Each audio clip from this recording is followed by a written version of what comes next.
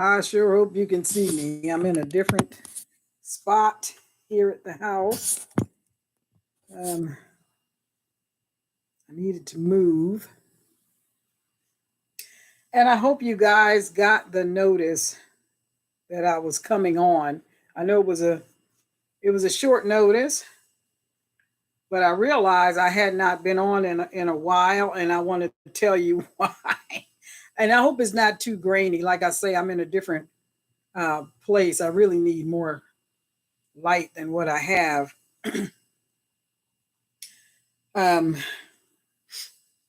anyway,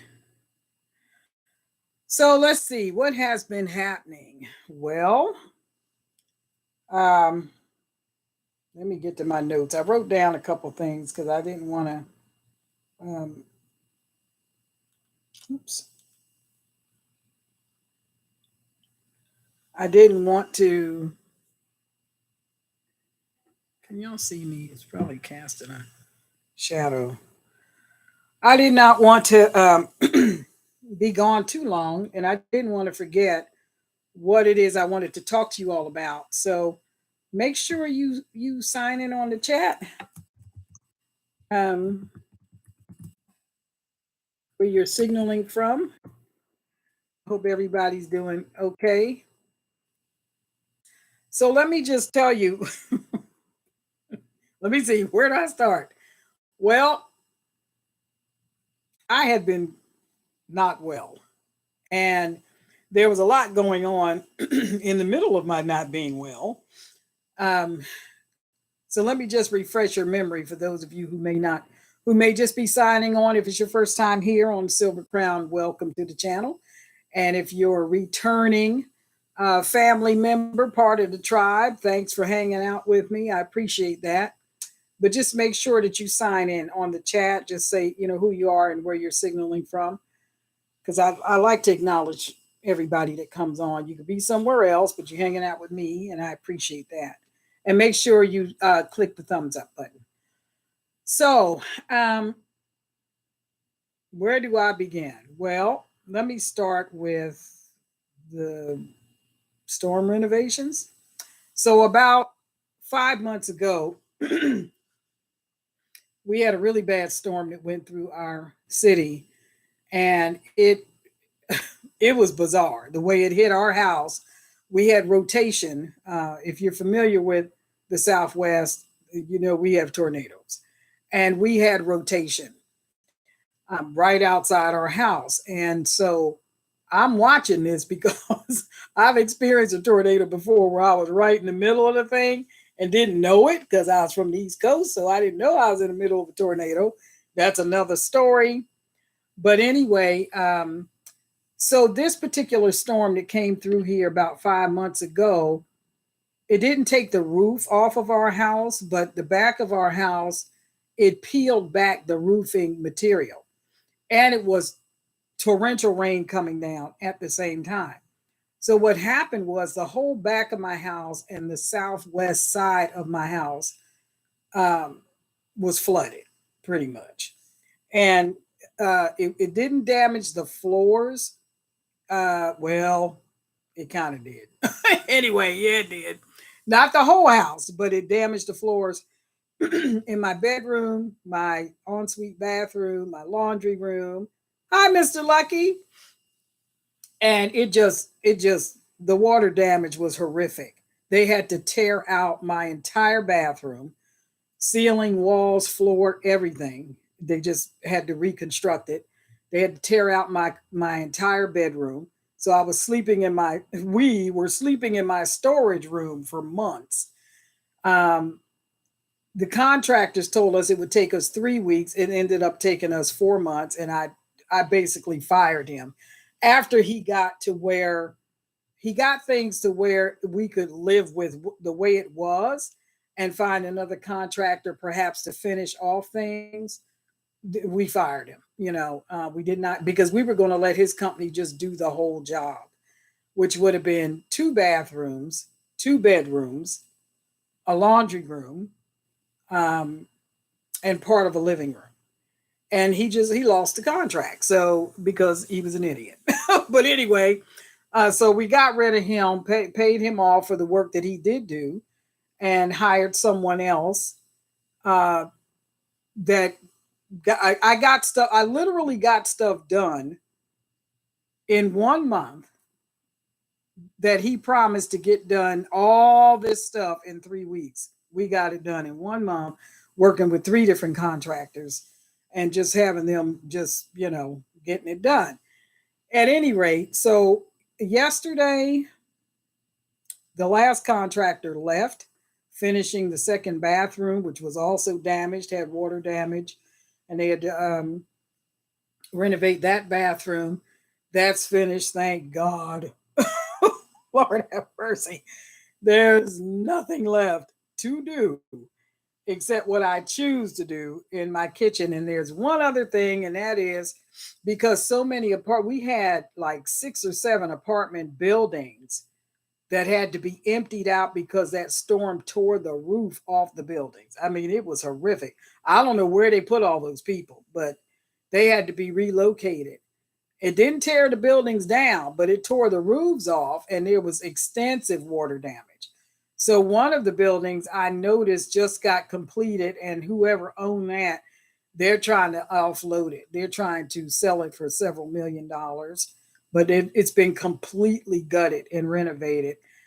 Well, because of that, um, we can't get shower glass because there's only 3 companies here in town that work with that, and they're booked trying to get these 7 or 8 different apartment complexes, all the windows put in and all that. So that's a huge contract. So they ain't thinking about me. But anyway, I had one company take us on. They said, yes, yes, yes, we can do it. And he kind of strung us along for about a week. And then he says, there's just no way I can get it done. I said, well, you shouldn't have took the contract. So anyway, so that was a bust. And then there was another company that said, yes, somebody will be there Thursday or Friday to measure your shower and get the measurements so that we can get the glass ordered. Wednesday came, Thursday came, nobody came. So Friday we called, sorry, the guys are running behind. They're still running behind. So this other company says, well, we can come out there and measure for your shower, but we can't get there until, get this, wait for it, January 19th. And that was last month when they told us that. They can't get to us just to measure until January 19th. That's how much damage was done. One insurance company told us that there were like 4,000 claims just in this city from that storm. So anyhow, so we had to think of what can we do? Because like I said, I had that contractor got far enough along where we were able to fire him and didn't have to, at the point where both rooms were unusable, I was just dealing with them, just trying to get it to a place where we could actually move back in. We could have the carpet layers come in and replace the carpet because the carpet was wet and damaged and they had to pull it up and it was a mess. Anyway, and everything had to be moved out. And so we were living between our storage room and our van. So, and our RV. So, but we had to be here. We couldn't even really be in the RV. We had to go check on it. But we had to be here because contractors were here every single day. Somebody was here, or they would say they were coming and they didn't show up. So we were stuck here all day waiting for a contractor to come that didn't show. And anyhow, we got sick of that and fired the guy. So yesterday, the last of it was done. And when it comes to the shower, we just figured, you know what, we'll use some command hooks and we will put up a shower curtain because the bathroom is fully functioning. The only thing is missing is the glass for the shower, but it's a stall shower. So we just use some command hooks and some metal leads that we extended from the ceiling. We put a shower curtain around it, and there you go. So it's working. We use it. It's okay. We just need to put some little weights on the curtain so that it's not blowing when the water's on or the heat comes on, and then there's this gust of wind, and then the shower curtain moves in and wants to stick to you. Oh, you're in there fighting plastic trying to get clean. So anyway, the renovations for the house are okay. We had painters in here last week. We couldn't get synchronized between the painters and the carpet layers. So here I was about to chew my nails off because we waited 2 months to be able to get the carpet layers to come and to do the rest of the house. The part that the insurance covered was our room, but I figured, my carpet was like 30 something years old, so I said might as well get the whole house done. So that the insurance took care of their part, we went ahead and did the rest of the house, and but we couldn't get it synchronized with the painters, and we had two different painters come. I tell you, these contractors are something else. This one guy decides he's going to paint. He's going to go ahead. He did our outside of our house 2 or 3 years ago. They did a good job, except they missed two or three planks of wood outside that they were supposed to get. And I was like, forget it. And that was like 3 years ago. And that was just after the whole, you know, cough thing was going on. So I said, forget it. I don't feel like dealing with it. Well, we called them back, unbeknownst to me that it was the same people, to paint the second bedroom. And they did the second bedroom. And then I realized these are the same people that did the outside of the house. And they forgot something. So we took them out there and showed them, by the way, you painted our house a couple of years ago and you didn't do that. So we took them out there and said, oh, yeah, you're going to take care of that. No, I ain't paying for it. So they went ahead and took care of that. And but when they did the room, they did the bathroom, the second bathroom, and then they did the second bedroom. And then, I had, if you're in an older home and you're in the Southwest, you probably have what's called a popcorn ceiling. So I wanted that gone, right? We're just renovating the whole house. So I wanted it gone.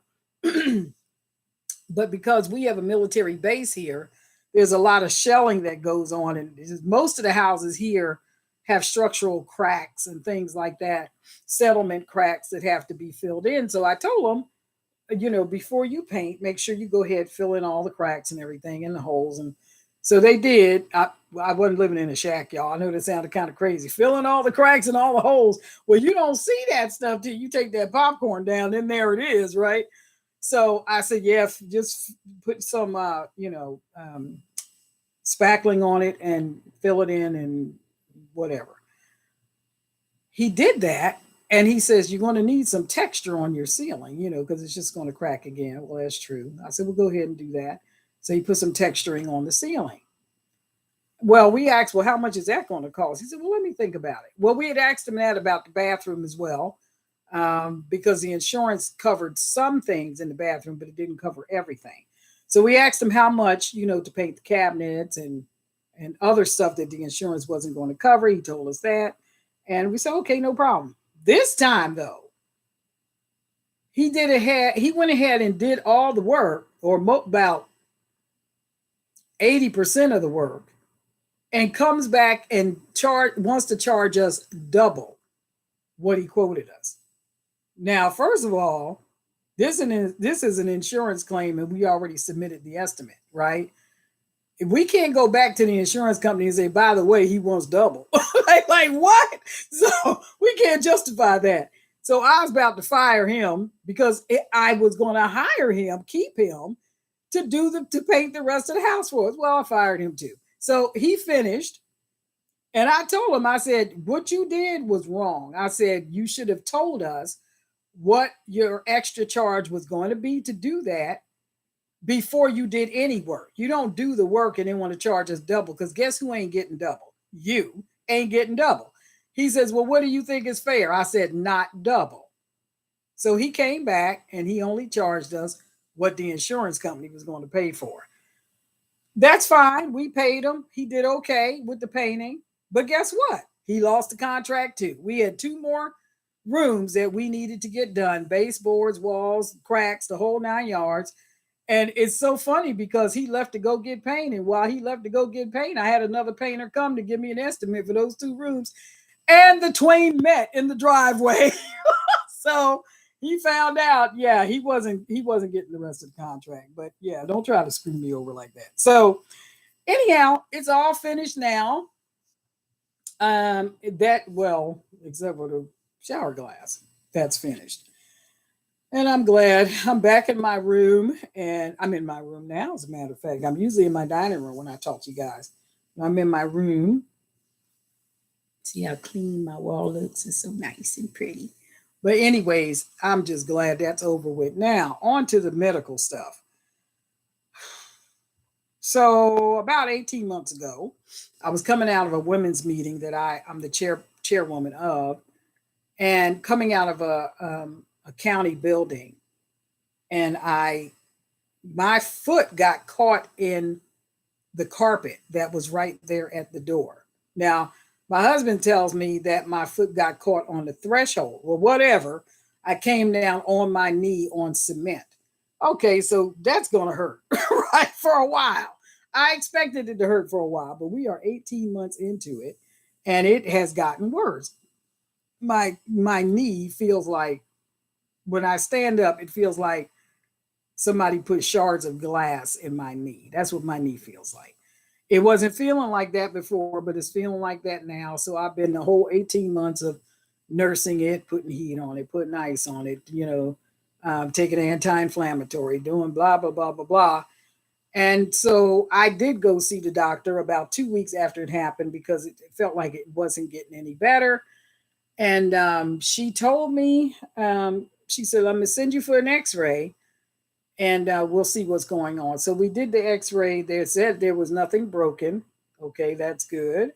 And she said it's probably just a really, really bad bruise. And okay, then.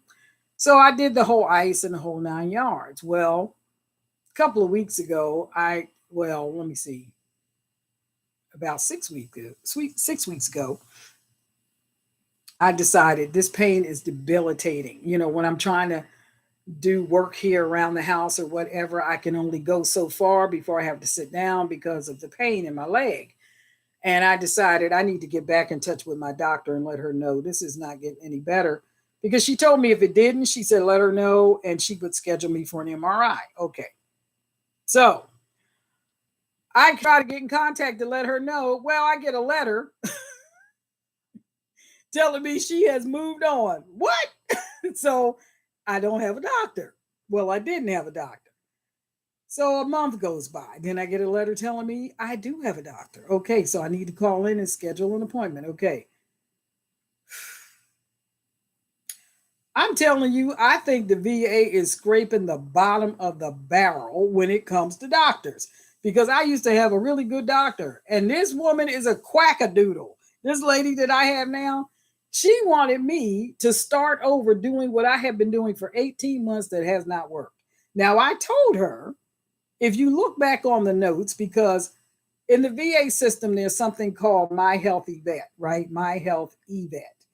And you can communicate back and forth with your medical team through the internet. So it's secure messaging. So that's what I have been doing. So I let them know the past doctor already did this, already told me to do these things. I've been doing this for a year and a half, and my leg is getting worse. I need to get the MRI done so we can see if there's something else going on in there. This quackadoodle wants to tell me to keep doing what I have been doing. Wait a minute. First of all, you got to be a special kind of stupid to tell me to keep doing what ain't worked in a year and a half. Okay. I don't know if she got her license out of a Cracker Jack box or whatever, but I looked her up online. My daughter looked her up online. We did a little digging, and I'm thinking this woman has been practicing medicine for 20 years.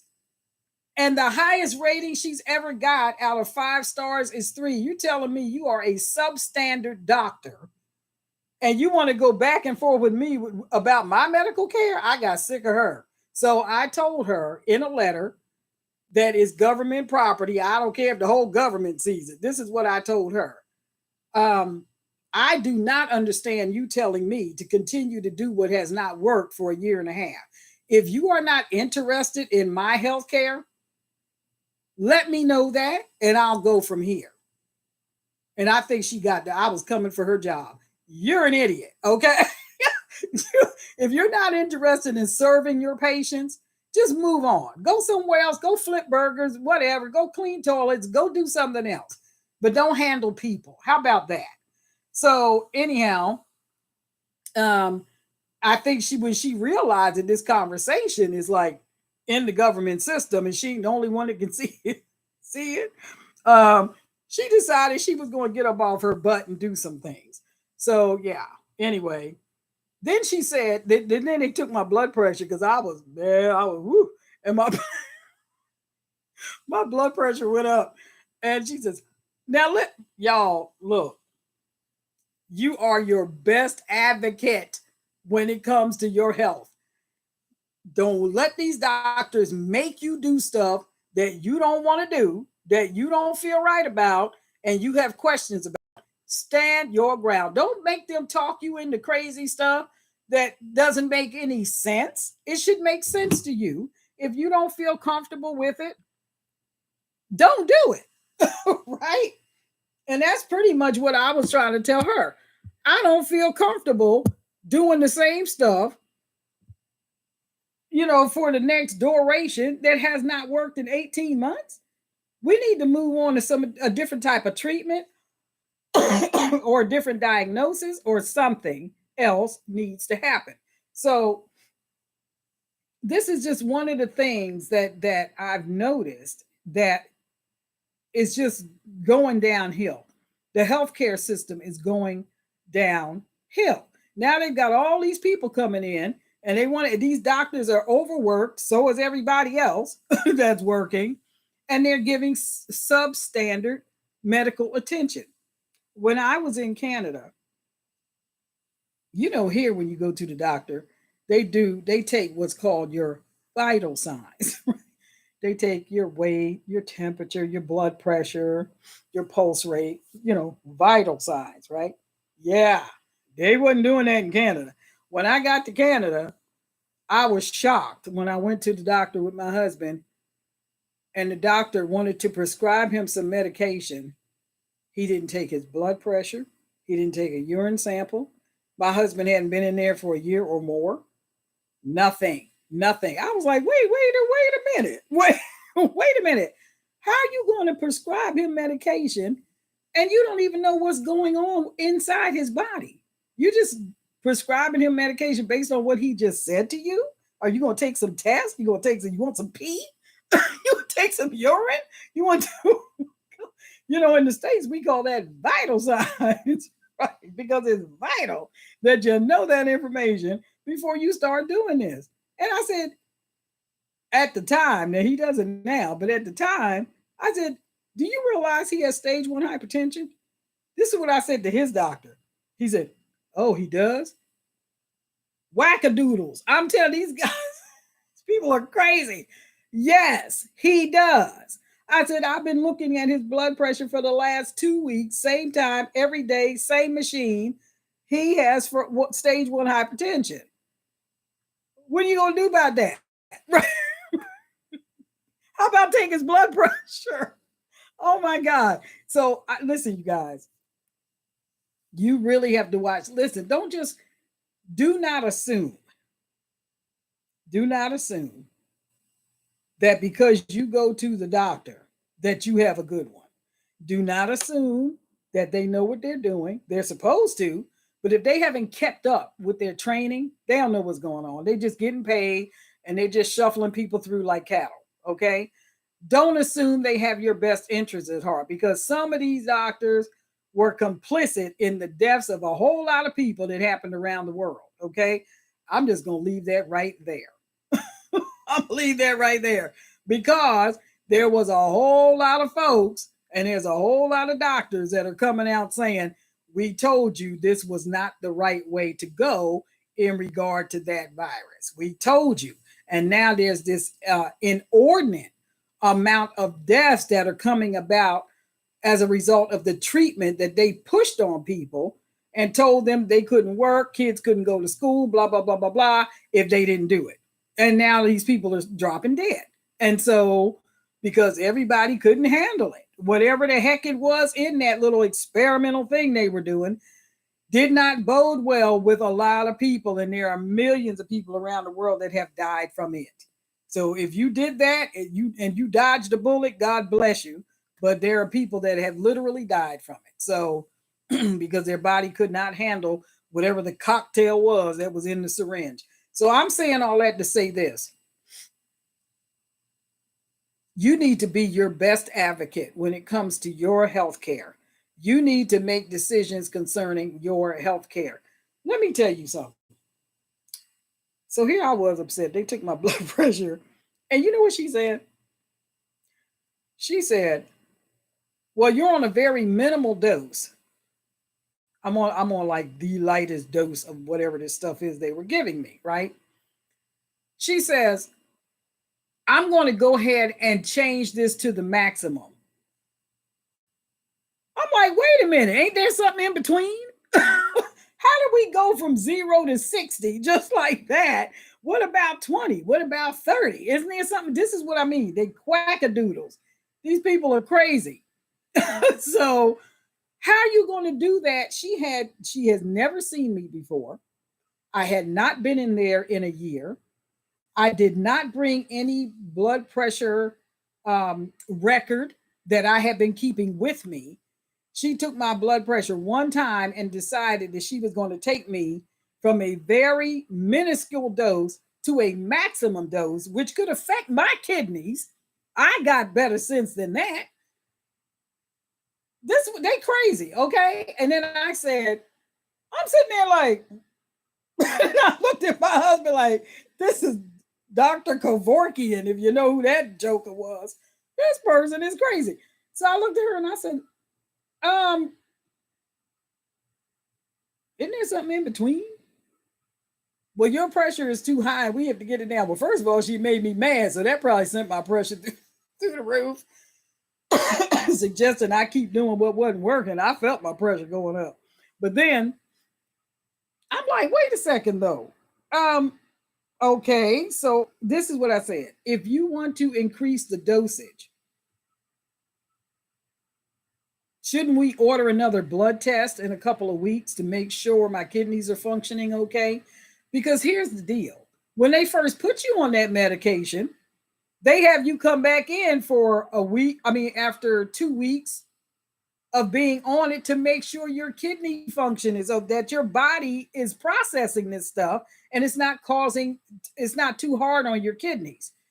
She wants to go from 0 to 60 with the dose and doesn't want to do a follow-up blood test to make sure it's not shutting my kidneys down. I'm thinking,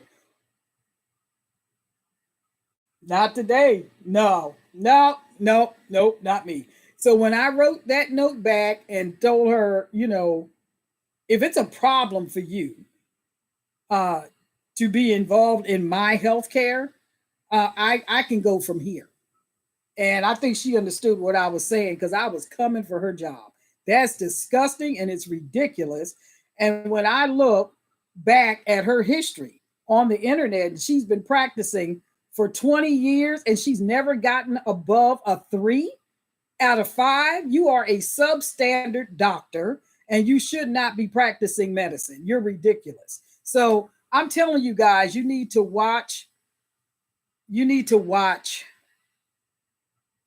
yourself when you go into these offices. We are living in a completely different time. Don't assume they have your best interest at heart. Some of them are just getting paid. They don't care what happens to you. You should see that from what happened 2 years ago. They don't care what happens to you. It's all about money. It's all about keeping their jobs.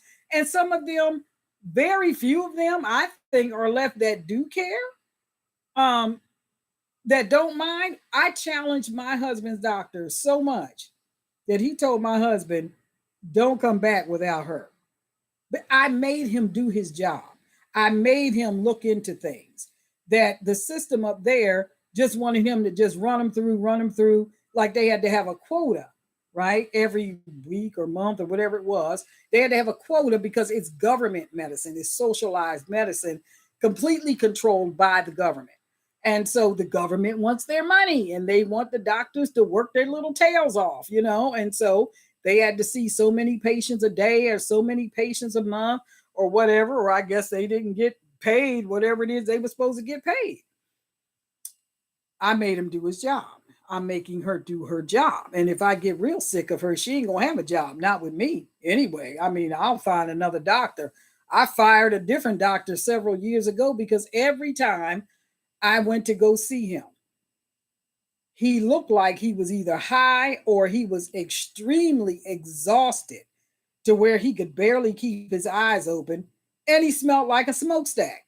Now, if you want to smoke, I don't care. I didn't smoke at the time. I had quit many years ago, but I kind of had a problem with him smelling like a smokestack talking to me about my health. I mean, it was something was just kind of off about that. So, no, no, I don't think so. If you ain't taking care of you, you ain't going to take care of me. Thank you very much. Now, let me see what's happening. Hi, Chloe. Hello, Bruce. North Florida. Thank you. Peace and blessings to you too.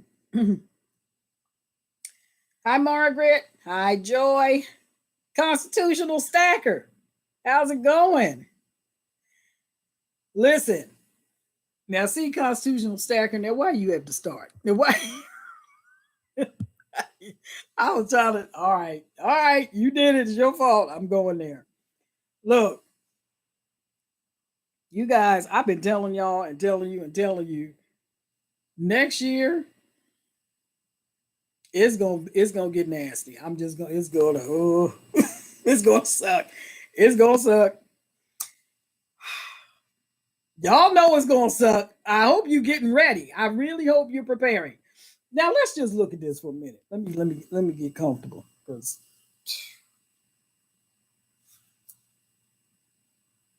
y'all bring out the very worst in me. Make me talk about stuff that I say I ain't gonna talk about this. I'm not gonna talk about that, and then I get on here and people like you pull stuff out of me.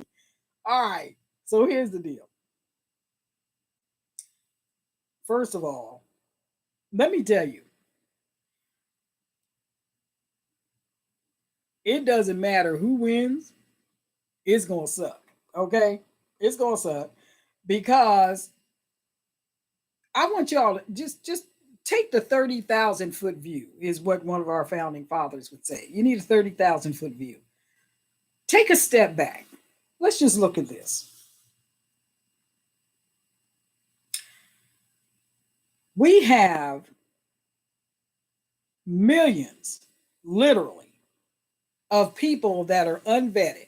Not all of them, but a lot of them, unvetted, coming to our country. And the vice president is telling you guys that the border is secure. And the border agency is saying we are overwhelmed. We cannot process all these people. They're just letting them in. They've been told to stand down. They're just letting them in. And this week, I don't know if it was this week or if it was, yeah, it could have been yesterday. I saw a report that there were over 100,000 people at one time that showed up at our border. That was the most they had ever had come in at one time. They had seen it happen in a month's time. They had seen it happen, in a couple of months' time. But this was at one time in like a day or two. Where are these people coming from? And and I said something to my husband. I said, these countries are emptying out. They're using the United States as a dumping ground, and they're emptying out their countries. Now, how do they expect to continue to be a country if all of their people are leaving? What's in it for them to let something like that happen? Now, let me tell you, there's very few freedom-loving countries in the world. And I'm telling you that as a person who has lived in other countries. I have visited other countries. I've toured other countries, probably 13 or so. But I have literally lived in 3 nations. And I'm telling you, unless you get out of where you are and you have to deal with the government of another nation and the way they do things, you don't realize what you have. You really don't know because you don't have anything to compare it to. You don't have freedom of speech and all this stuff that we have here that they're trying to destroy. You don't have that in these other countries. They might sound like it.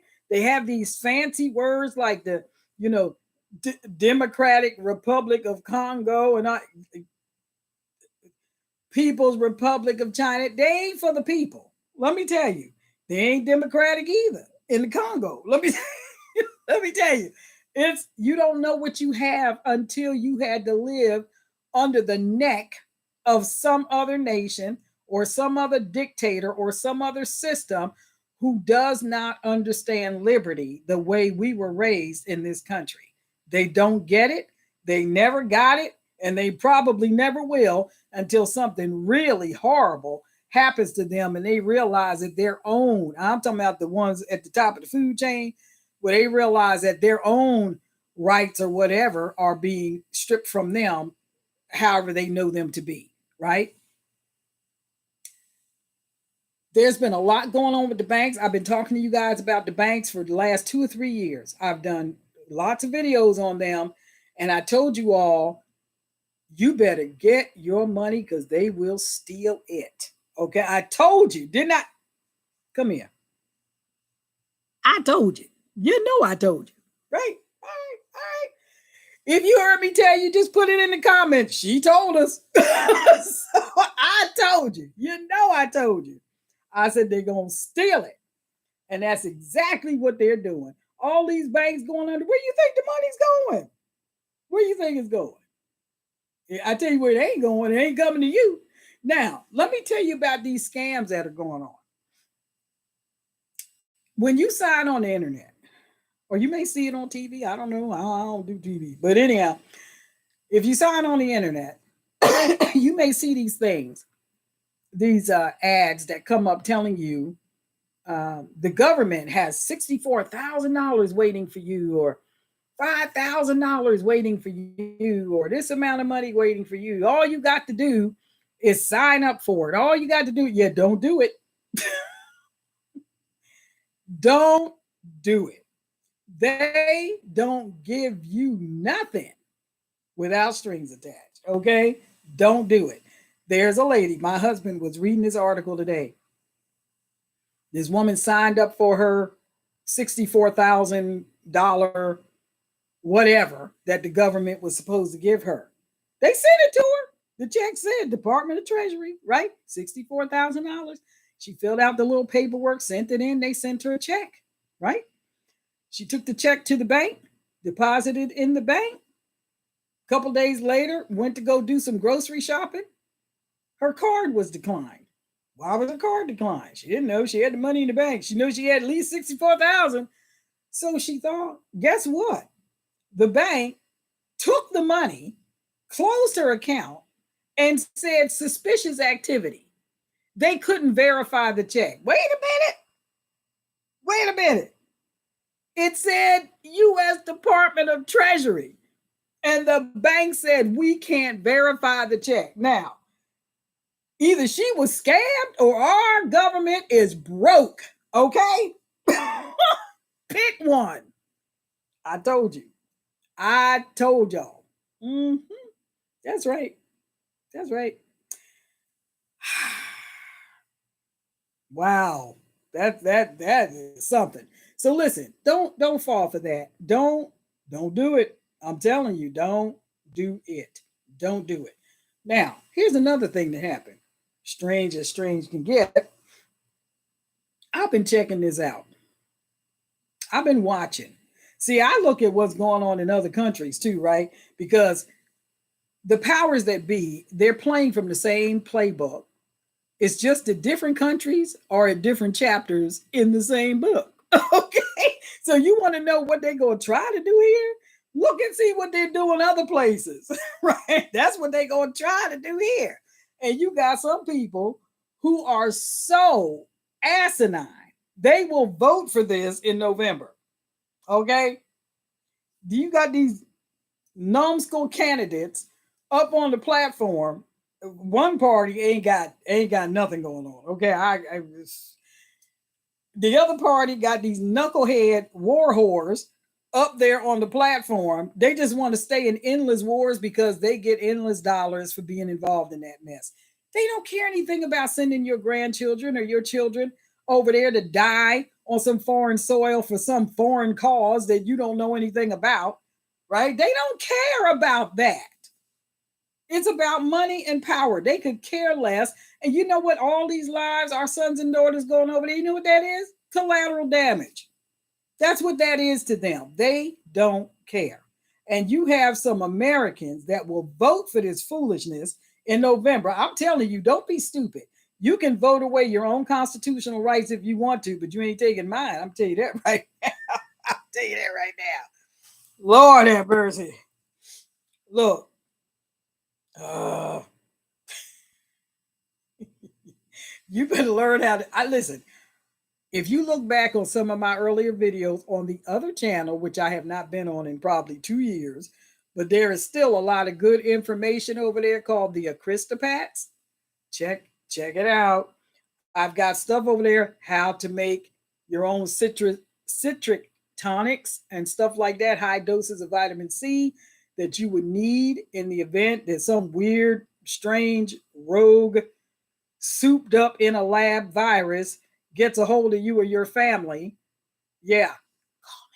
Okay. I'm not a doctor, but I'm here. I lived through it. I can tell you what I did, and I'm still here. And I did not subject myself to an experiment. Okay. I did not. Even though I was accused of killing all these people. It's funny how the people who didn't subject themselves to the experiment are still here. How about that?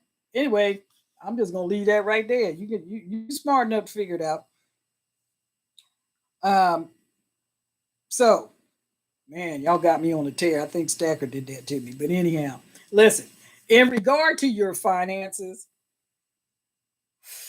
listen, folks, this is what I was gonna say. When I went into the hospital the other day to go to my doctor's appointment, um, she sent me over to get some chest x-rays because I had had this weird cough that was just keeping me up. And then I felt like I couldn't breathe. It felt like my lungs were filling up with fluid, and they were. But let me tell you what I did. I consulted with two naturopath doctors, and they told me what to do. Now, one doctor, which I knew about this one doctor told me to drink mullein tea. He said it's an anti-inflammatory, and it's like an anti-spasmodic. It'll stop the coughing reflex, and it will soothe the inflammation, whatever it is making you cough. Okay, so that worked for a while, and then I noticed that I started coughing some more, and it wasn't working as well, and I'm trying to figure out what's going on. And then, not to get too gross, but I started having this stuff that was coming up when I was coughing, and it wasn't green, it wasn't yellow, which means it's bacterial. It was just clear, or it was foamy. And I thought, what the heck is this? So I consulted with a different doctor. He told me, now, if you can tolerate this, do it. Okay. I was like, oh my God. Anyway, he said, take a half a teaspoon of thyme, Thyme. You probably have some in your kitchen. Um, Preferably organic, half a teaspoon, and chew it. Chew it, chew it, chew it, chew it, chew it, chew it, chew it, chew it, chew it, chew it, chew it, swallow it, chase it with 6 to 8 ounces of water. That stuff is so bitter. I don't even know how we cook with it, and it enhances our food. Because you put that stuff in your mouth, it's gonna make your eye close. You're like, oh. Anyhow, oh my God, it was awful. I thought I can't do this because he said do it 2 or 3 times a day, and it acts as an expectorant. It's going to loosen what is stuck in your lungs and in your bronchial tubes and cause it to come up. Because the mullein stopped me from coughing as much, and it dealt with the inflammation, but it wasn't an expectorant. So then I had a different problem. I had it where it was just stuck there, and so anyway, I took the half a teaspoon, and I thought I was gonna die. That stuff was so nasty. I can't. So I thought. So I reconsulted, and I said, "Can I do it as a tea?" He said, "You can put it in tea." Okay. So my husband took a mesh bag, filled it up with thyme, made a tea out in a quart bottle. And I thought, hmm, I wonder if I can mix the two, the mullein tea and the thyme.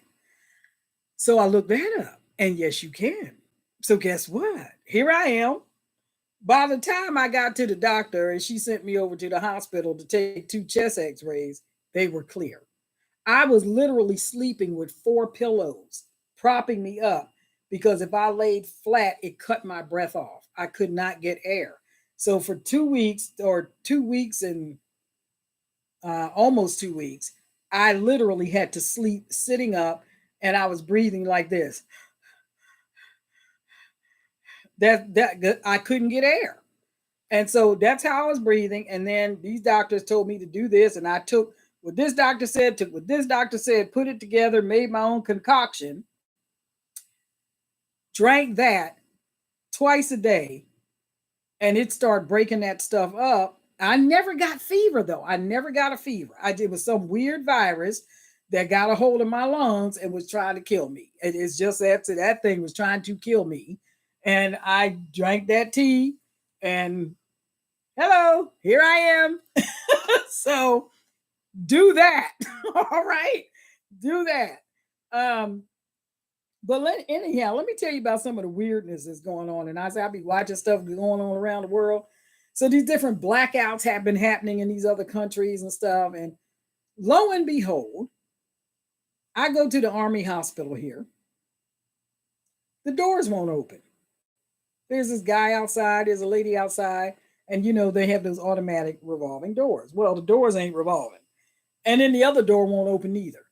And it's like, what is going on? Did they shut the hospital down? And it's pitch black. Well, the guy decides he's going to push on the revolving door. So he was able to manually make it move. And so I saw him go in, and the lady went in. I thought, well, I'm going in too. So I pushed my way in and got in there. The hospital was pitch black. They were in a blackout. And guess what else? No emergency generators kicked in. I thought, oh, what about all these people that are on these machines and stuff, right? Oh my God. And so I went there. That's why I went to go get the chest x-rays, and there was no power. They're walking around with flashlights. The guards were walking around looking at everybody. And my husband had put me in a chair, a wheelchair to wheel me in because of my leg. And so I thought, well, now isn't this something?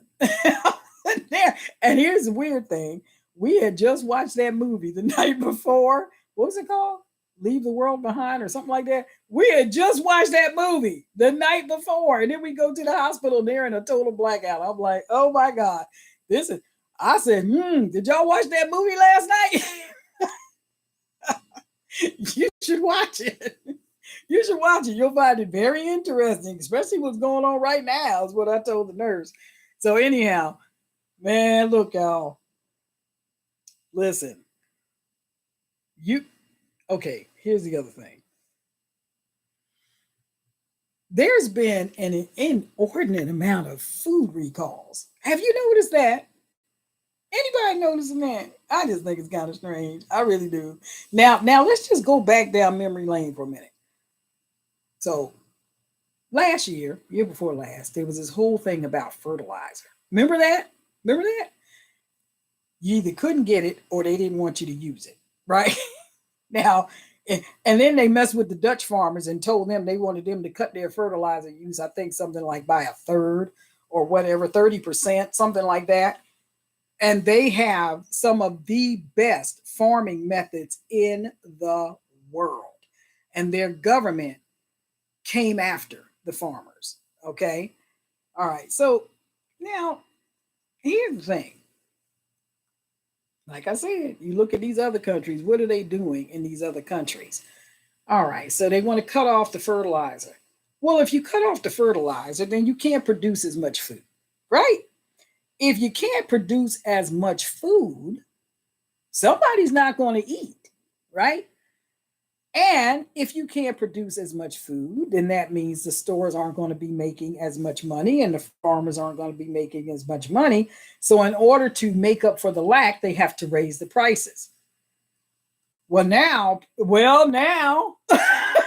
you see what has happened to the price of food, right? You see what's happened to now. Let's go back to the Christobat channel when I started telling you guys you need to learn how to can your own food. Try growing your own food. Even if you're in an apartment, you can use containers.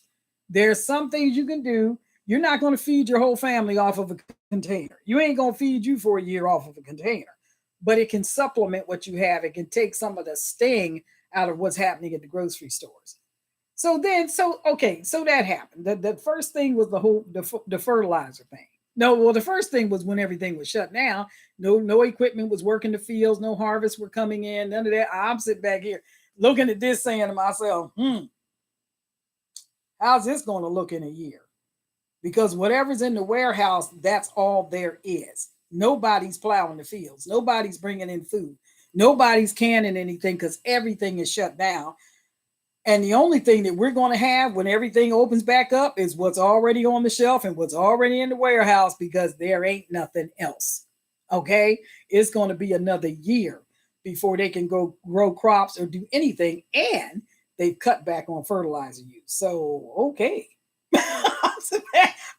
You better take the 30,000 foot view. What does this mean if they do this? What effect is it going to have on this later on down the road? It's called critical thinking, folks. And that's what these kids can't do today. They don't teach them how to think critically. They just teach them how to be confused about what gender they are and how to be pissed off with the rest of the world. So I guess it's up to us to keep the house from burning down.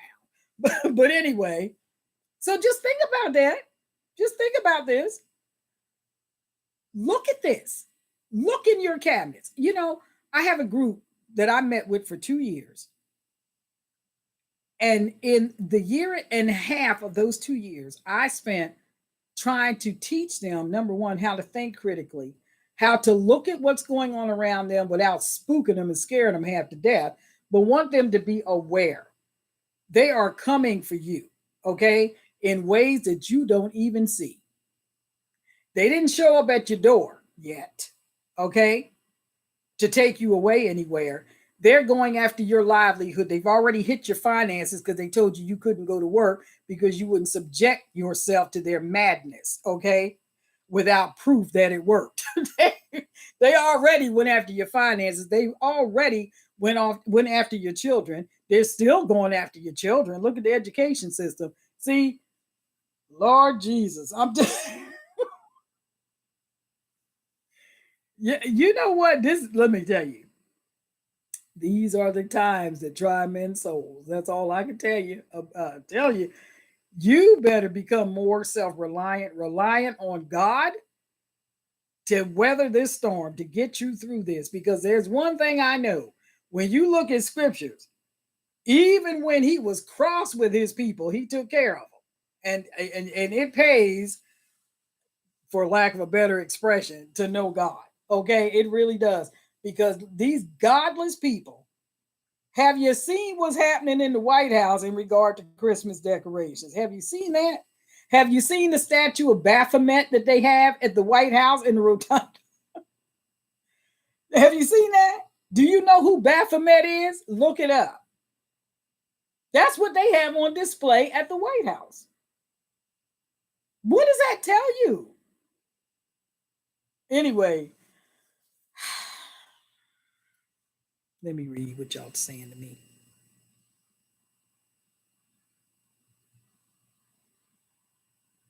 Yes, you do, Constitution.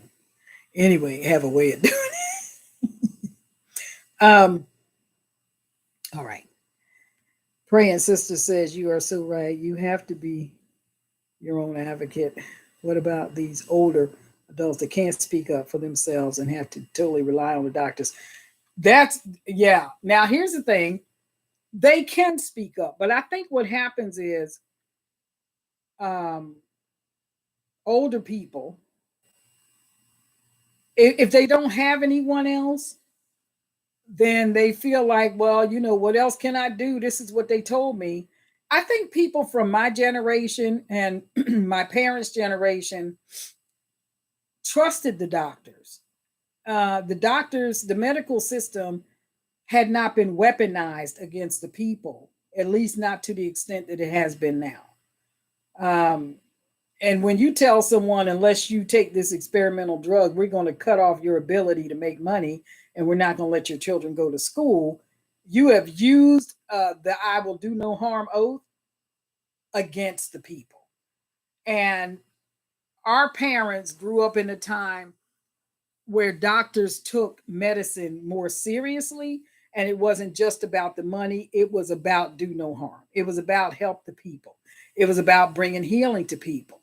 But now it's about save my job, cover my own butt, and keep getting my paycheck. And so now this is why I have been pushing so hard for people to make their own medicines and stuff. Now let me tell you something about making your own medicine.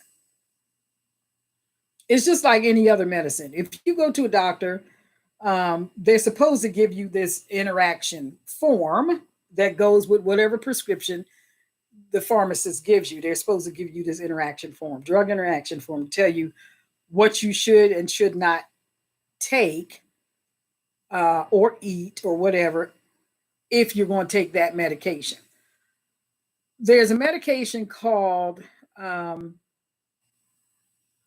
amlodipine. Amlodipine is a high blood pressure medication. Some of you may be on this. And what it does is this is what a conventional medical doctor told me. Amlodipine is used to it relaxes the blood vessels so that the blood can flow through more freely without hitting hard walls or whatever in the arteries. When you look at the drug interaction on that, it'll tell you not to consume grapefruit. Why? Because it will interact with that drug and supercharge it, right? So now, wait a minute. If amlodipine or grapefruit supercharges amlodipine, that means it does the same thing that amlodipine does. And so it would be like you took 2 doses of that drug if you take it with grapefruit. Are you hearing me? Are you hearing me? I wanted to do a little experiment. Mm-hmm. I'm my own guinea pig. I don't do this stuff to other people, okay? I do it to me because I want to see what's going to happen. They had put me on amlodipine. Then I had a friend of mine, lady friend of mine. She came to me and I think she's 87 or something. Her doctors had put her on amlodipine. And she said it was making her lower extremities swell. Well, that's one of the side effects. It can affect some people like that. So she said it made her feel funny in the head, like she didn't want to take it anymore. So she got off of it. And I thought, I had noticed that my ankles looked like they were a little swollen. And I'm thinking, what is causing that, right? And then I remember reading about this grapefruit. So I thought, I'm going to stop taking this. And I'm going to eat some grapefruit. Not sweetened, nothing, just grapefruit, right? Oh, I'm going to eat some grapefruit and see if it helps lower my blood pressure. Surprise, surprise. Okay. Now, I just been doing this experiment for the last 3 nights. I thought I'm not going to take the amlodipine. At the time that I normally would take it, I'm going to eat about 4 slices of grapefruit and I'm going to leave the pith on. That's the white membrane because that's where the medicine is. I'm going to leave that on and then I'm going to take my blood pressure and see what happened. I was at the doctor's office and I told you they had me so upset. My blood pressure was like 177 over something because I was like, whew. Anyhow, the last 3 nights, I decided I wasn't taking that medication, the one she wanted to take me from 0 to 60. I'm going to do this grapefruit and see what happens. My blood pressure dropped like 30 points. I'm not kidding. More than that, because it went down to 104 over 76. The 104 is a little bit low, but that was without taking the medication. So I saw why they said don't take it with grapefruit. It would drop your pressure too low, which is just as dangerous as it being too high. You see what I'm saying? So, So I think I'll just do that. I'll just eat some grapefruit. How about that? And then I had another doctor years ago said, I want to put you on cholesterol medication. My cholesterol wasn't high, it was borderline. Now you would think that the first thing he would say would be, you need to alter your diet. Nope, nope, nope. He's a pill pimp. So he wanted to put me on cholesterol medication. I'm thinking, I told you guys, some of you guys, this story before years ago. I decided, what is a natural remedy for high cholesterol? I look up on the internet. You know what it said? Oatmeal. I'm like, ugh. So oatmeal, can I put butter and sugar in it? So I thought, all right, I'm a meat and potatoes kind of girl. So I'm going to give up my meat and potatoes like 3 or 4 times a week. And in its place, I'm going to eat oatmeal. But I will be putting brown sugar and, cinnamon and butter. So I did that. I did that 3 times a week for 6 weeks. Went back to the doctor. He did another blood draw, called me back, said he had great news for me. Okay, what's that? He said, that medicine is working very well for you. Your cholesterol dropped 76 points. I'm just sitting there on the phone like, you don't say.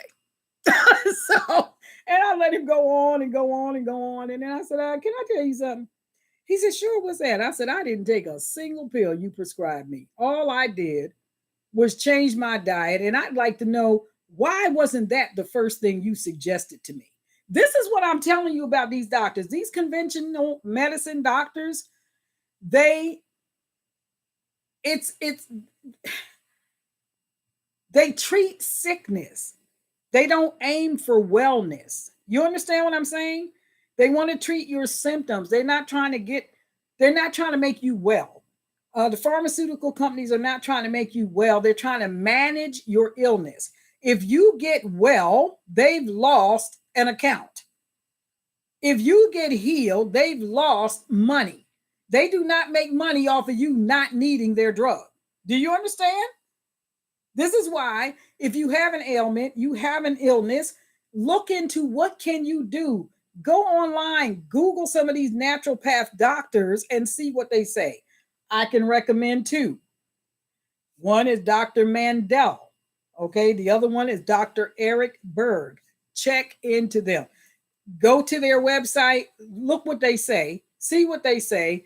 You'll be surprised the things that you can do on your own or with natural remedies that will do the same thing. Okay. Now, it may work for some people. Some people, their physiological makeup at this point might be too far along where they do have to have the conventional medicine. But look into other stuff first before you just start putting these poisons in your body. Because they can tell you this is going to help you with this and this is going to help you with that. But then you get this drug interaction sheet that's 4 or 5 pages long telling you all the crap that can happen to you if you take their drug. So, this can cause a heart attack or high blood pressure. It could give you a stroke. Yeah, I'll just run out and get some of that crap. How about that? So anyhow, Lord have mercy. All right, let me see what y'all talking about. Uh-oh. You been in YouTube jail? Oh my goodness. Do you remember? Yes, Men in Black. Uh, Merry Christmas from Pfizer. Yeah. What they got coming up next? Oh my goodness. Oh well. I let me see. I've not been in YouTube jail, but I did get a warning. I got a warning from them one time.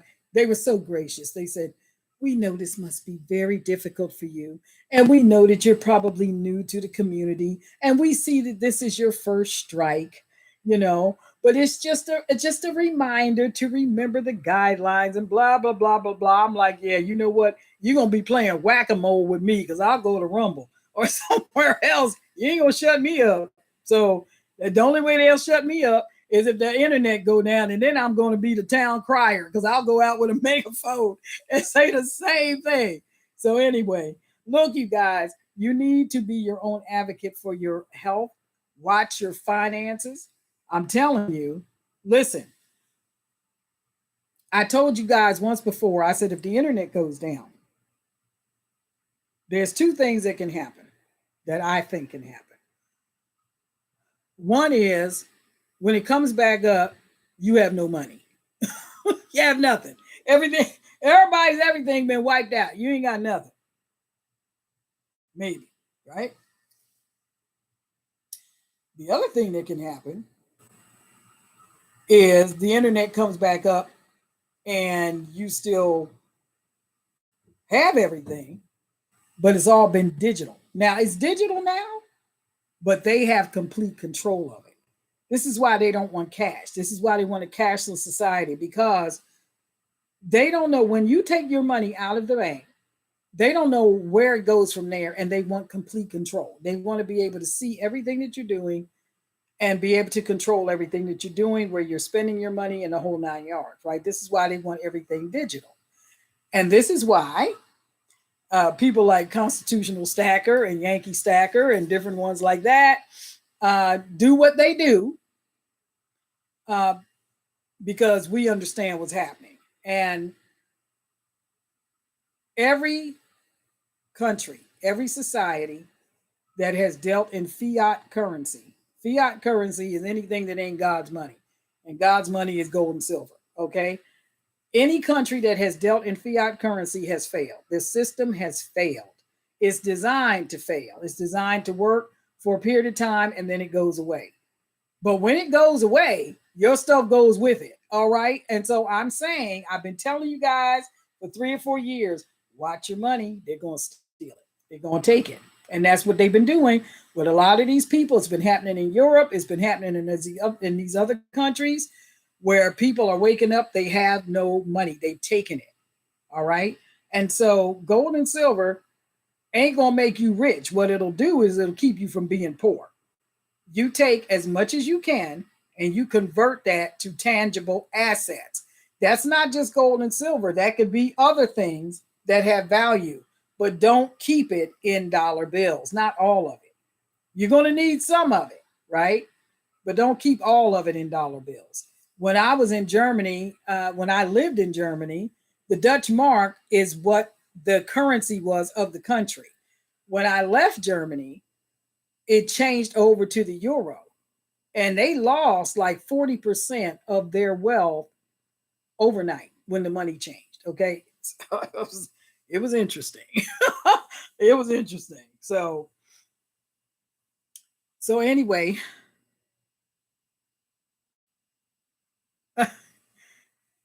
Constitutional Stacker says YouTube is exactly why I started a Rumble. I got to get over there. Now, let's see. RV Lucky says, do boring. What did you say? Lucky, I was just trying to read that and you deleted it. Lord have mercy. Anyway, all right, you guys, I can keep you on here for an hour. So you know where I've been. You know what's been happening. Sorry it took so long to get back. But you guys need to. Yeah, it is tough going because a lot of people don't know how to find you or how to work it or whatever. I have a channel over there called the Silver Crown. I haven't been over there in a while because it was just tough sledding. My goodness. Anyway, look, you guys, get with other people, see what they have that you could trade with. I had a lady a couple of years back. My garden wasn't doing that good because we were in a horrific heat wave. But where she was living at, she was kind of covered with trees. And so She grew a lot of tomatoes, and I had eggs because I had hens, right? And so I took her a dozen eggs, and she brought me an egg carton that had a dozen Roma tomatoes in it. It was kind of funny. They looked like eggs, but they were tomatoes. And we just switched. I gave her what she needed. She gave me what I needed. And one time we did a fundraiser for a candidate. And one of the things that we did was I offered someone, um, what was 6 months supply? What was it? 6 months supply of eggs or a dozen of eggs for 6 weeks. Yeah, a dozen of eggs for 6 weeks if they won, if their ticket won. And they did. And I had an overabundance of eggs because it was in the summertime. And I just had all these different eggs. And you got listen, I was freezing them, I was pickling them, I was canning them, I was doing this, I was doing that, and I was just out of room. So I thought I'm going to throw in 6 weeks supply of eggs for whoever wins this ticket. And so I ended up doing that too. Um, you found me. Anyway, so all right, you guys, listen, if you have questions, my email address is in the description box. And anybody can tell you that if you write me, I will write you back. I do. I answer. I do. I answer. So because I have a small channel, so I can answer anybody that calls me or texts me or whatever. I get text messages. Sometimes I get text messages from people talking about, you okay? We haven't heard from you. Time to do a video. When you gonna meet with us again? So anyhow, I thought, oh my God. And my husband was telling me the other day, he said, you need to do a video. It's been a while since you've been on there. Your peeps is probably wondering where you are or where you've been doing. I've been hopping around the house on one leg. And look at this here. This is so I went to physical therapy today.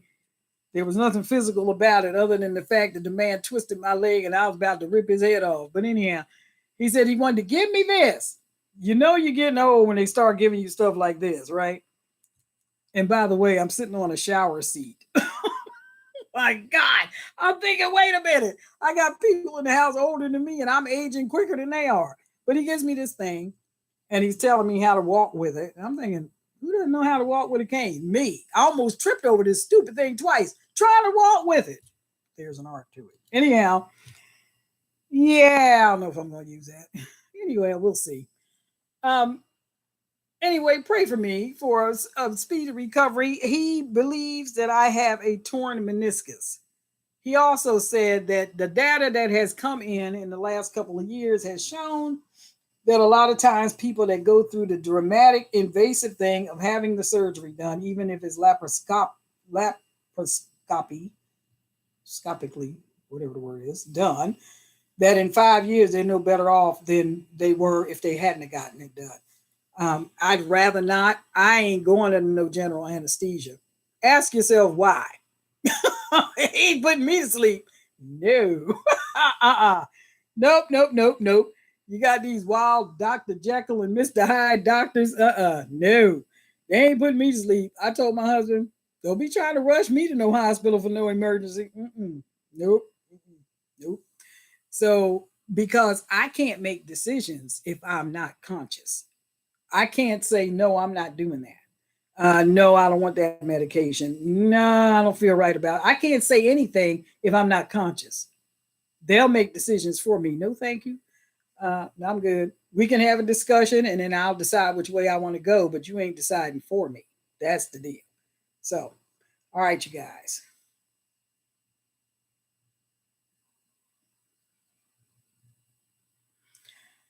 All right, you guys. So, write me if you want. Like I said, my email is in the description box. I will answer you. I answer all my emails. I answer all my text messages. I do. If you write me, then and then I'll tell you what my text is. But I ain't gonna just give it to you like right now. You'll have to write me to get it. So thanks for hanging out, you guys. I will see you the next time I come on. Have a Merry Christmas because this is, I don't know. I might try to come on. I might try to come on before New Year. We'll see. We'll see. But if I don't, have a Merry Christmas and have a Happy New Year. And you better get as much beef as you can because it might not be done next year. I'm just saying. I'm just saying. All right. All right, you guys. God bless. Take care. Merry Christmas. Happy New Year. And I will see you the next time I come on.